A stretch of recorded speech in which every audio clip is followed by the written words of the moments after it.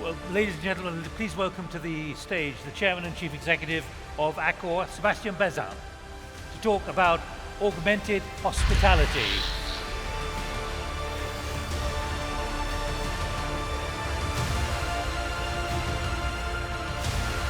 Sebastien, good to see you.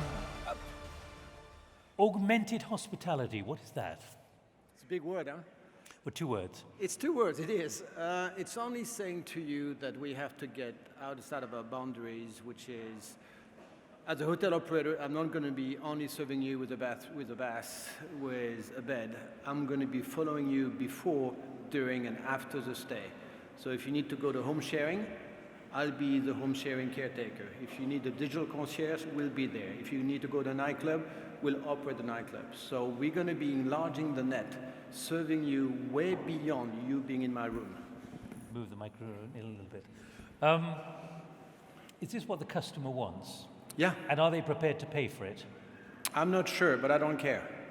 What? I'm not sure, but you don't care? No, I don't. Here's the thing. We have been in the hotel industry blind, deaf for a long time. We have been pushing to our guests standardized rooms, products, norm, standards over 40 years. The customers now want something different. They want to discover a country, they want to discover a culture, they want to have a smile, they want to have an experience. They're looking for you to help them understand a place they've never been before. So go beyond. I may not be remunerated for him, but I can tell you one thing, they're going to stick to my brand because they would have discovered something with Accor they will not discover with somebody else. Are you making more money from leisure or from business, though? Because what you've described is the leisure side of it. No, you mistake. Someone who travels all the time. Well, Nick, you're mistaken again. And I encourage you when you go on business, stay an extra half a day. Don't go to Saudi Arabia and go back home without discovering this country. Don't go to Korea without discovering Korea. Stay a bit longer because you're going to come back a bit richer. But when we've been talking about AI before you've come on the platform, about the new science and the potential, is there something there for the hospitality industry? I mean, because you are very heavily based, many of your costs, a good part of your costs are people. Which is the best thing happening to us in our life. Let's pause a minute. There's one thing I want to say, and I think I should be shouting it. AI means artificial intelligence. There's one gentleman I've met in my life. He's 83 years old, futurologist, called Joël Doronnet. He said, how stupid could it be? AI should be augmented intelligence, not artificial intelligence. Artificial creates anxiety. Augmented makes you smarter. The best asset of Accor is our people. We have 300,000 people. They feel valued, and you will see a difference because they will give you the smile and give you the envy to discover that country. So we put people at the heart of everything. You know, we hire every year 100,000 new people. We train every year 120,000 people.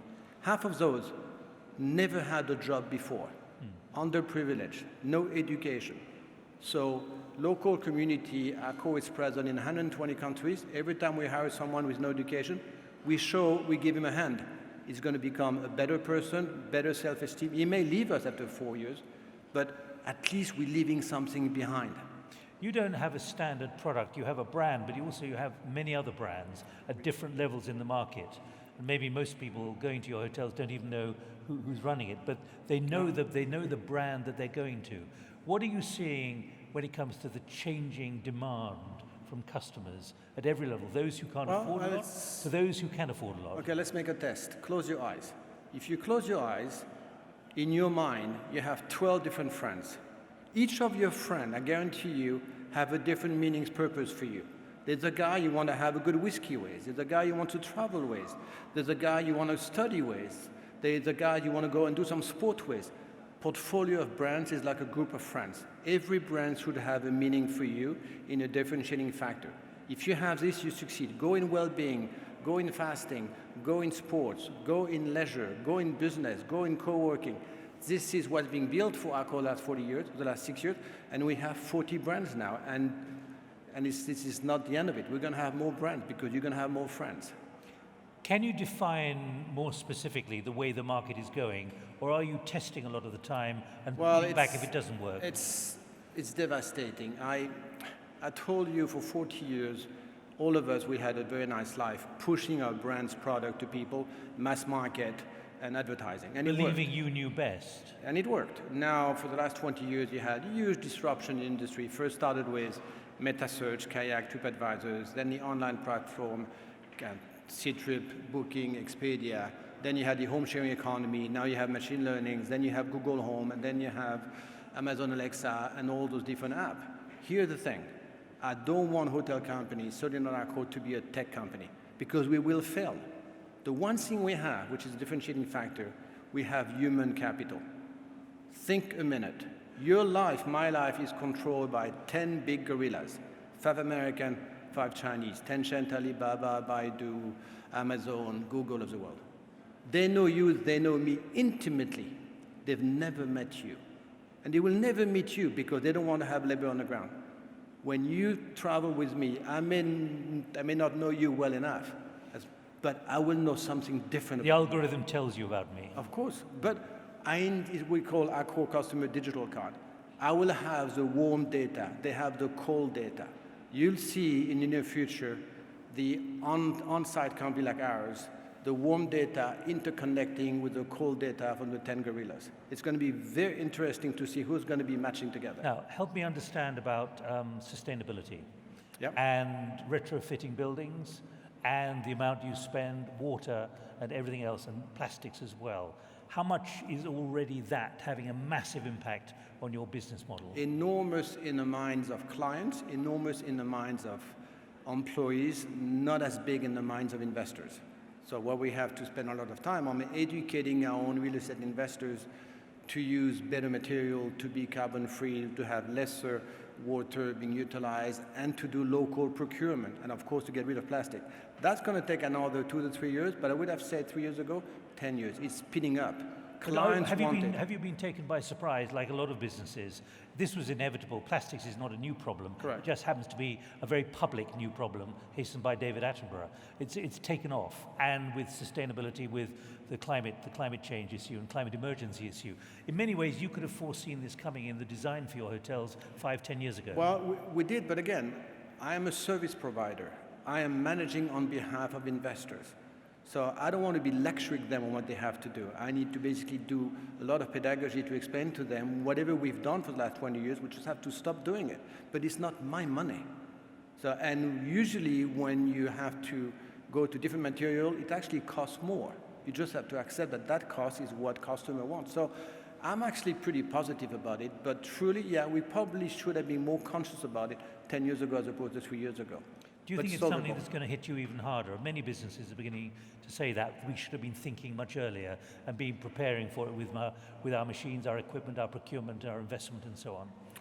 Yeah, but doesn't matter. And I guess, the well, past it does is in the terms past. of public No, it branding does. and Not image. about as long as you're advocating that you're going to do better now and you're lucid about it, this is fun. Whatever you missed in the past, you missed it. I mean, I'm looking forward, not backward. Are there clients now, even at whichever level of your 40 brands, who are demanding to know the kind of room they will be offered and the sustainable nature of the room? Well, sustainable nature, of course, they ask for it.